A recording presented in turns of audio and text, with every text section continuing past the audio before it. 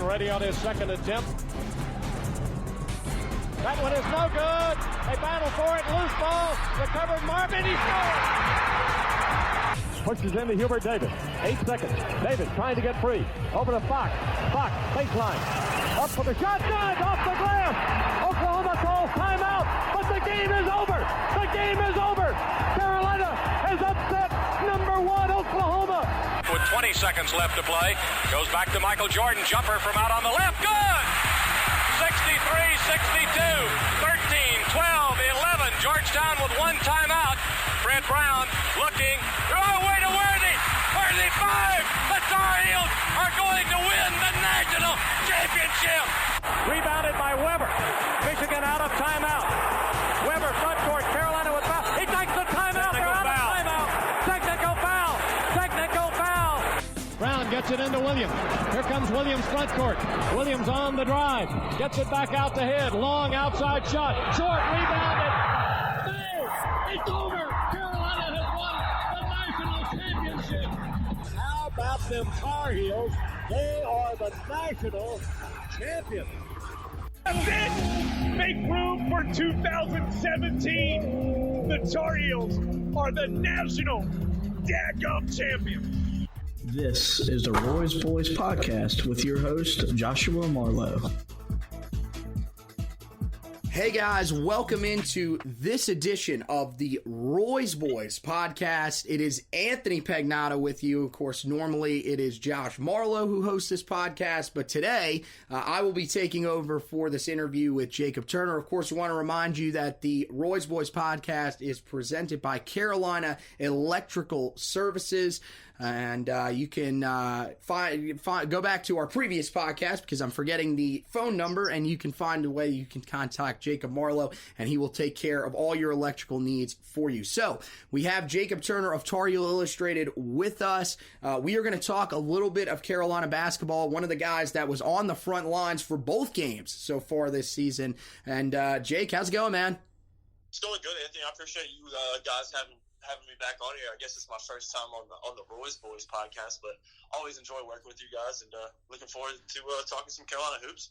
Well, there you go. I am a part of the podcast, so it kind of runs similar to the Heel Tough blog podcast because I do make sure of that. I slap Josh around a little bit, but you know, we love talking Tar Heel sports, and of course, it is hoop season, and the Tar Heels have started off 2-0. It's been a good start for the Tar Heels, and of course, one of the guys that has helped the Tar Heels get off to that great start is a guy that, I mean, let's be real honest, we think he might be a once-in-a-generation talent in Cole Anthony.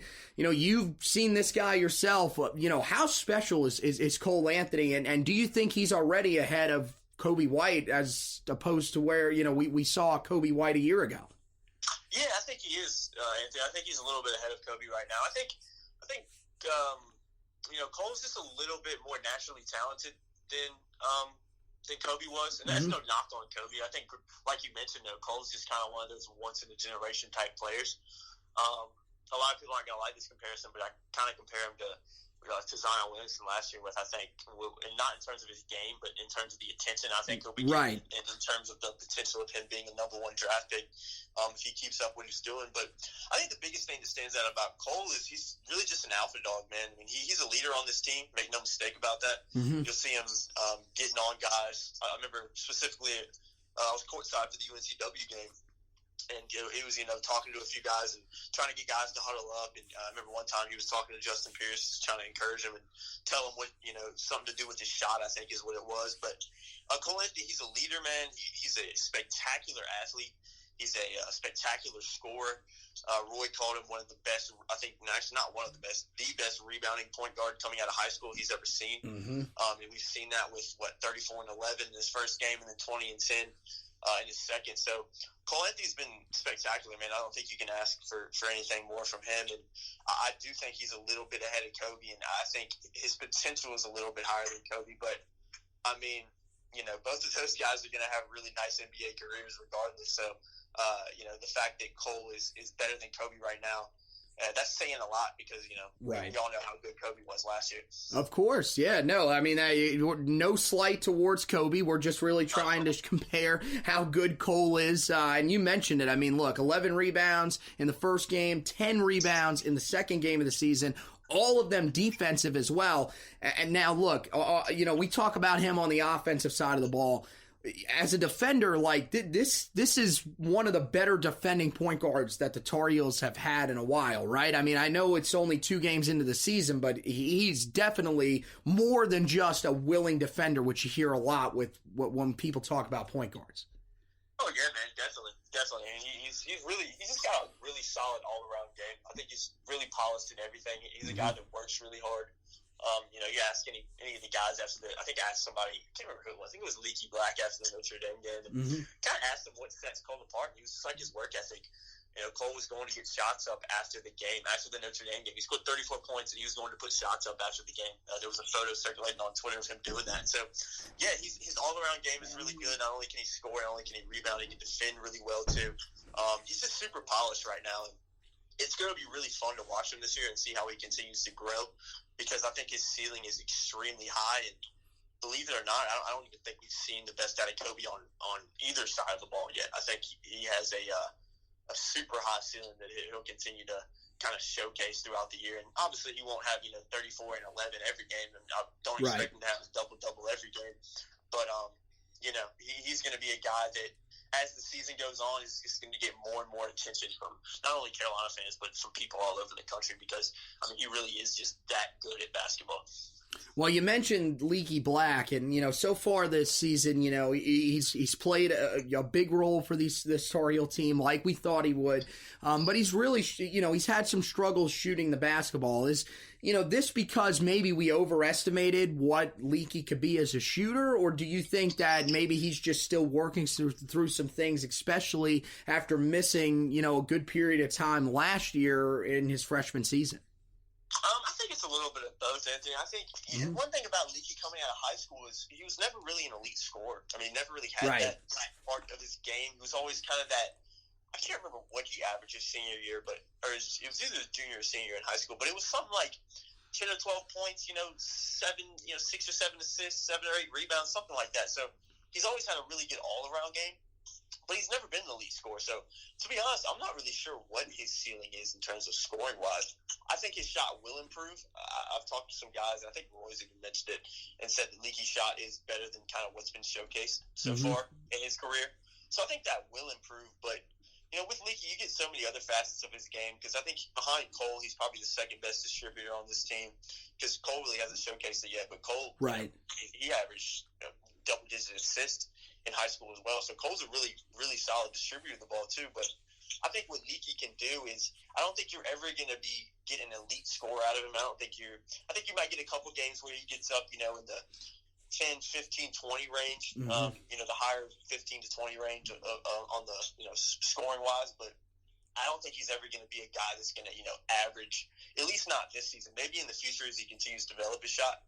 But I don't think, at the end of the year looking back, you're going to see Leaky averaging, 15 or 20 points a game. I just don't think that's what you're going to get out of him. But I think if Leaky can come in and average, 10 points, maybe average 5 assists, at least 5 to 8 rebounds, I think you'd be really happy with that, because Leaky's all-around game is really what makes him so special. So I'm actually really curious to see how he continues to develop this too, because we're only 2 games in. But I think Roy said during the ACC Operation Basketball that he was, one of Carolina's most, if not Carolina's most important player this year, because of his versatility and what he can do. So I think Leaky's going to surprise some people around the country as well. I think Carolina fans already really like him and know how good he can be. But yeah, I don't think he's ever going to be an elite scorer, but I could be proven wrong, and hopefully I am, because I think he's a guy that works really hard at it, and his shot will only improve from what it was last year. And like you mentioned, he did miss a lot of the year through injury last season. So it's he's still pretty early in his career, at least games-wise. So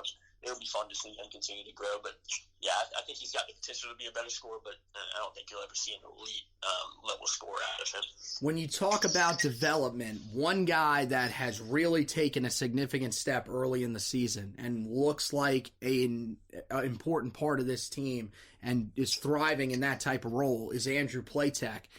I'm not going to say that we should have seen this coming. I understand that he's still not, shooting the ball like some people thought he would when he was originally brought in as a recruit.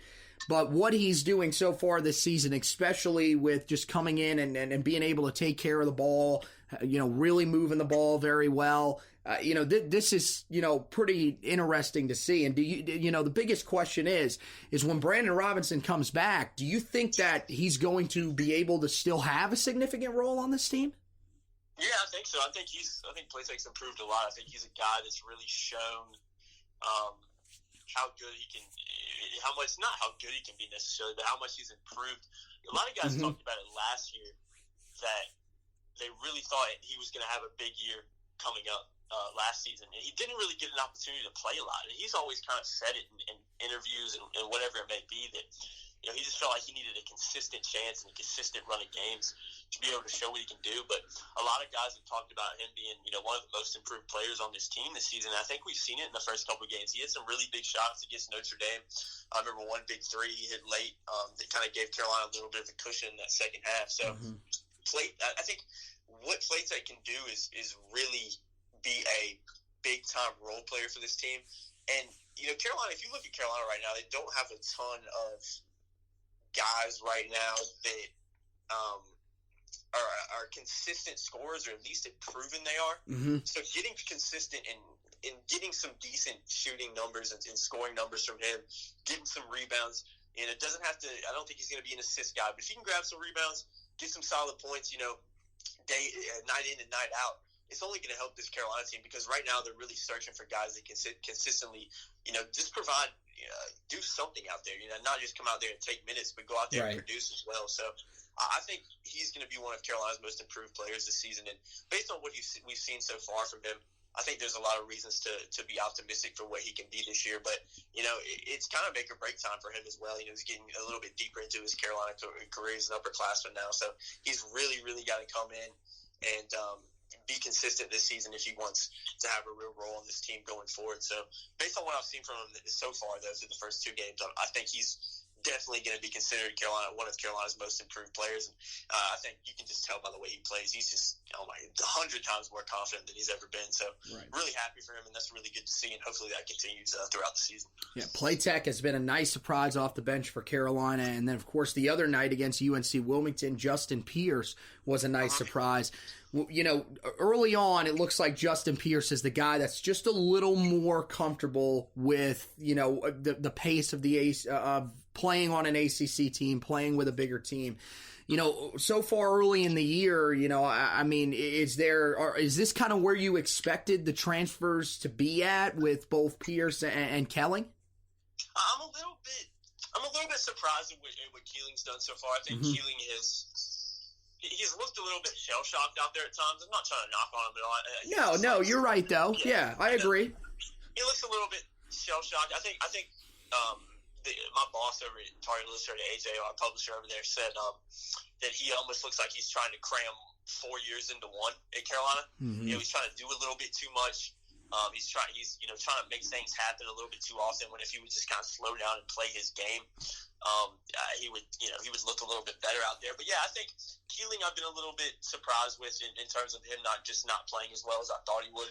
The guys have said he literally has an elite level mid-range game. So I think that will shine through, just because he is an elite scorer. I mean, he had 20-some points at Clemson last year for Charleston Southern. So he's a guy that can produce, and he will. I think he's just right now looking a little bit shell-shocked by everything that's going on, maybe just a little bit slower to adjust than Justin Pierce is. But Pierce is surprised me a little bit. I thought against Notre Dame he looked okay. He didn't look great, in my opinion. He did some nice things, hit a few shots. Got some rebounds, but I think against UNCW, a team he's played against 2 or 3 times before, when he was in William and Mary, I think we just saw a little bit of comfort level out of him, and that might go on to be a real booster of confidence for him, because he's played against UNCW many times before in his career, and then he goes out and does it for Carolina and produces like he does, and has the night he did, hit a lot of big shots, grabbed a lot of really solid rebounds, just looked an all-around better player and more comfortable out there than he ever did against Notre Dame, even late night with Roy, and seeing even some of the open practices we've been able to watch. I think against UNCW we really saw Justin Pierce's game and the potential it has. So now the really only thing for him to do is prove that he can do it at the ACC level, because as of right now, until he puts the kind of numbers that he put up against UNCW, until he does that